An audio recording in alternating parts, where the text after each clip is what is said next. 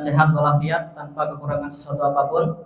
Semoga pertemuannya kita di masjid ini menjadi hujah dan menjadi sarana bagi kita untuk saling menasehati dalam kebenaran dan saling menasehati dalam kesabaran. Kemudian salawat serta salam. Salawat serta salam marilah kita junjungkan kepada Nabi Agung, Khatamul Anbiya wal Mursalin. Siapa lagi kalau bukan Nabi Muhammad Sallallahu Alaihi Wasallam yang telah membawa Islam dari zaman jahiliyah hingga zaman terang benderang, dan juga kepada para keluarganya, para sahabatnya, dan juga pada para pengikutnya hingga akhir zaman. Semoga kita menjadi bagian dari umatnya yang mendapatkan syafaat dari Nabi Muhammad SAW di hari akhirat kelak nanti. Hadirin jamaah yang dimuliakan oleh Allah Subhanahu Wa Taala, 2-3 malam kemarin kita telah membahas tentang 3 rahasia di bulan Ramadan. Ada yang masih ingat? Yang pertama rahasia niat. Bagaimana niat itu bisa bekerja ke hati, dan hati itu memiliki kontak langsung kepada pusat saraf otak. Kemudian pusat saraf otak bisa menginstruksikan kepada seluruh jaringan tubuh agar bisa berhati-hati untuk kemudian harinya. Kemudian yang kedua rahasia sahur. Bagaimana sahur itu bisa mendapatkan keberkahan darinya, sebagaimana hadis Nabi, tasaharu fa inna fi sahuri barokah. Yang ketiga rahasia iftar atau berbuka puasa, di mana Nabi Muhammad SAW berbuka dengan kurma dan air putih. Kenapa Nabi Muhammad SAW berbuka dengan kurma dan air putih? Karena ketika kita mengalami puasa itu lambung-lambung, alat-alat pencernaan kita mengerut. Kemudian untuk merangsang lambung dibutuhkan makanan-makanan yang manis. Bukan sembarang yang manis, tapi manis yang mengandung glukosa yang tinggi. Bukan sembarang glukosa, tapi glukosa yang ada di dalam buah kurma. Lalu buat apa air putihnya? Air putihnya adalah untuk mensirkulasikan kepada seluruh jaringan tubuh agar glukosa tadi bisa menyebar kepada alat-alat pencernaan, termasuk kepada otak. Dan Nabi Muhammad SAW setelah buka puasa tidak langsung makan makanan yang berat, tapi zikir dulu dan sholat maghribnya. Kenapa? Karena kalau motor atau mobil itu sudah tidak terpakai lama, 1 bulan, 2 bulan, maka ketika kita starter gak bisa langsung diajak jalan. Harus di starter dulu, kemudian panasin dulu 5 menit, 7 menit, baru bisa diajak jalan. Begitupun dengan lambung. Lambung 13 jam, 1 hari penuh tidak mendapatkan asupan makanan dan minuman, maka tidak boleh dikagetkan dengan makanan-makanan yang berat. Harus dirangsang terlebih dahulu. Kenapa harus sholat? Tidak berdiri, tidak duduk. Karena di dalam sholat ada gerakan sujud, ada gerakan ruku, ada gerakan i'tidal, ada gerakan duduk, dan yang paling dahsyatnya adalah gerakan sujud. Ketika kita sujud, maka darah itu ngalir ke otak deras. Makanya hati-hati kalau orang yang jarang sujud kepada Allah, hati-hati kena stroke. Jadi kalau ditanya, apa obat stroke? Obat paling mujarabnya adalah sujud kepada Allah Subhanahu wa Ta'ala. Nah, kita memasuki rahasia yang keempat. Rahasia yang keempat adalah Nabi Muhammad SAW bersabda, "Sumu tasihu." Saumlah kamu, niscaya kamu akan sehat. Nah, belakangan ini para ahli medis dunia, yang nasional maupun internasional, yang muslim maupun yang non muslim, berlomba-lomba meneliti ada apa dengan puasa ini. Ternyata ketika di konferensi internasional maupun muktamar-muktamar, konferensi-konferensi nasional maupun internasional, ternyata puasa itu yang pertama bisa menjaga keseimbangan kolesterol. Kemudian yang kedua bisa mensinkronasikan kadar gula darah. Kemudian yang ketiga bisa menjaga stamina kesehatan ginjal. Jadi ginjal kita itu bekerja selama 11 bulan. Ketika kita memasuki bulan Ramadan, maka ginjal tersebut disuruh istirahat selama 13 jam lebih. Maka kalau misalkan ada yang pengen sehat ginjalnya, tidak gagal ginjal, maka obat yang paling mujarab adalah puasa. Karena dengan puasa itu bisa menjaga kestaminaan kesehatan ginjal. Kemudian bukan hanya itu, ketika dokter itu ingin mengoperasikan operasi pasien besar-besaran, itu dokter tidak berani ketika pasien itu tidak disuruh puasa terlebih dahulu. Maka dokter itu menyuruh pasiennya itu berpuasa. Kalau dosen itu melakukan operasi secara besar-besaran dan pasien itu tidak disuruh puasa, maka dokter itu dikira malpraktek. Tidak bisa. Maka pasien itu diharuskan berpuasa terlebih dahulu. Bukan hanya itu. Ketika kita ingin memeriksa darah di laboratorium, maka ketika kita ingin darah itu akurat hasilnya, maka kita diperintahkan, dianjurkan untuk berpuasa selama kurang lebih 10 jam. Masya Allah. Dengan puasa, maka bisa dibedakan ketika pasien itu diperiksa darahnya orang yang berpuasa dengan orang yang tidak berpuasa, maka darahnya itu lebih bagus orang yang berpuasa terlebih dahulu. Bukan hanya itu, ikhwatul iman, di alam flora dan fauna mereka juga melakukan puasa. Seperti kita melihat, kalau kita memperhatikan ayam ketika ingin mengerami telurnya, ayam itu berpuasa. Untuk apa? Untuk meningkatkan suhu tubuhnya.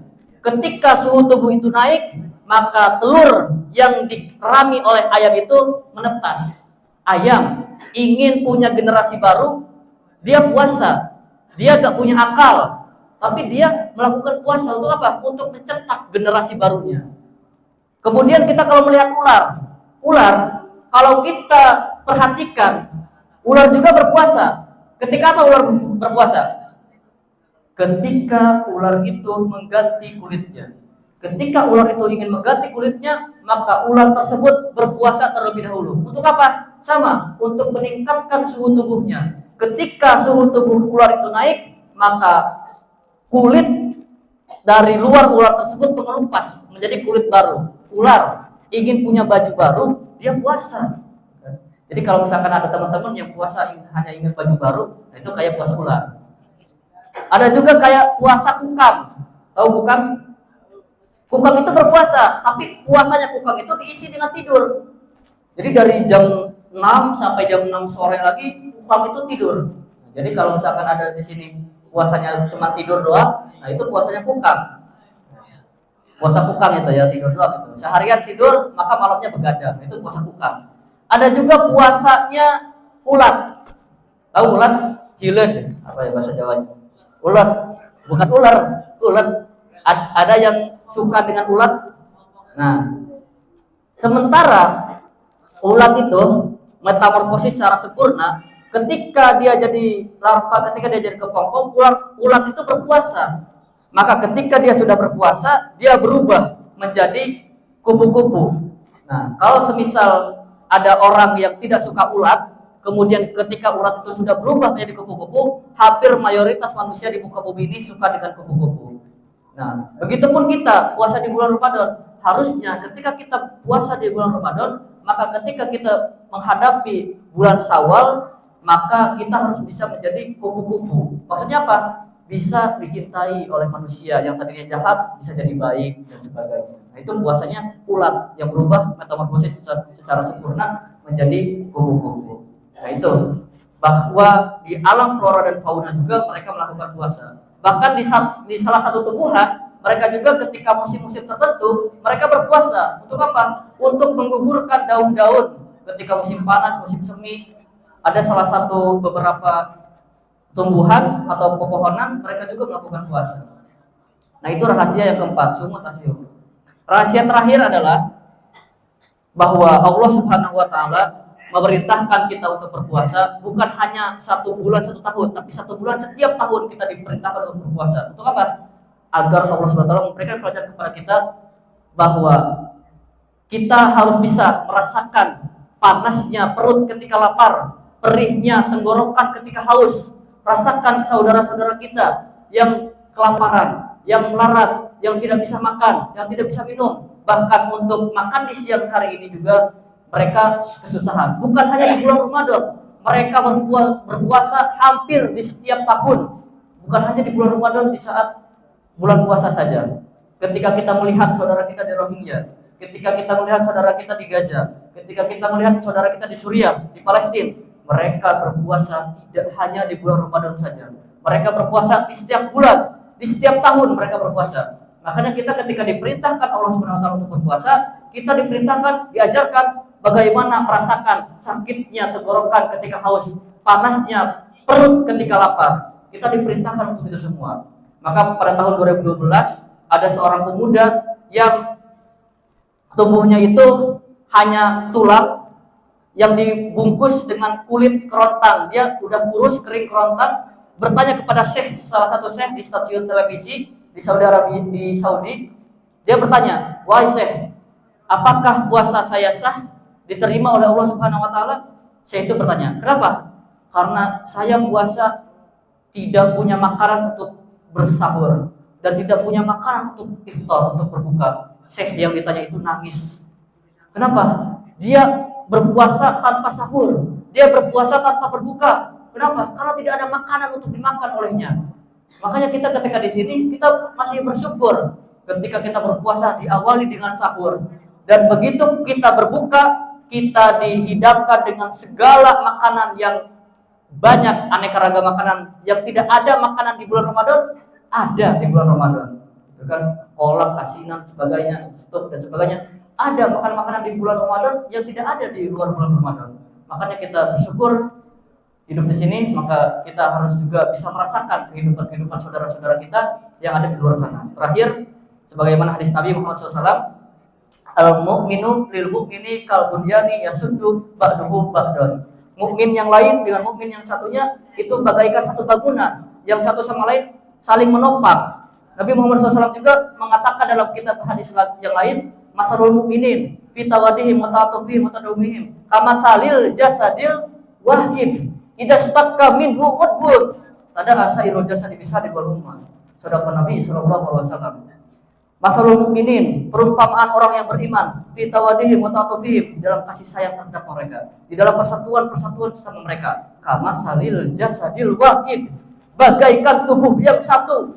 Bagaimana tubuh yang satu itu? Idza staqqa minhu udbun, ketika salah satu anggota tubuh yang lain itu merasa kesakitan, tada asairul jasadi, seluruh tubuh ikut merinding, ikut meriang.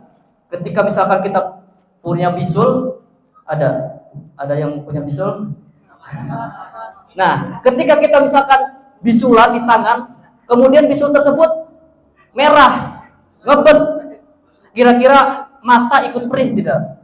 Kira-kira kepala ikut meriang tidak? Kira-kira seluruh tubuh kita ikut menjerit kita? Nah, itulah perumpamaan tubuh yang satu. Ada saudara kita yang di Palestina yang disiksa, di genosida, itu saudara kita, itu bagian dari tubuh kita. Perihnya, siksanya tubuh orang Palestina itu adalah bagian tubuh kita. Jangan sampai kita menghiraukan mereka. Itu adalah bagian tubuh kita. Begitu, semoga di puasa Ramadan ini kita bisa bukan hanya merasakan apa yang saudara-saudara kita rasakan. Semoga di puasa bulan Ramadan tahun 1440 Hijriah ini, semoga saudara-saudara kita yang di genosida, yang disiksa, semuanya bisa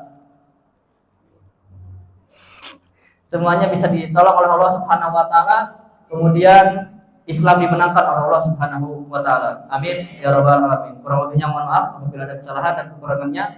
Yang salahnya adalah dari lidah saya yang tak bertulang ini, dan yang benarnya adalah dari Allah Subhanahu wa taala. Wallahu muwaffiq ila aqwamit thoriq. Rabbana atina fid dunya hasanah wa fil akhirati hasanah wa qina adzabannar. Subhana rabbika rabbil izzati amma yasifun. Wassalamu ala mursalin walhamdulillahi rabbil alamin. Wassalamualaikum warahmatullahi wabarakatuh.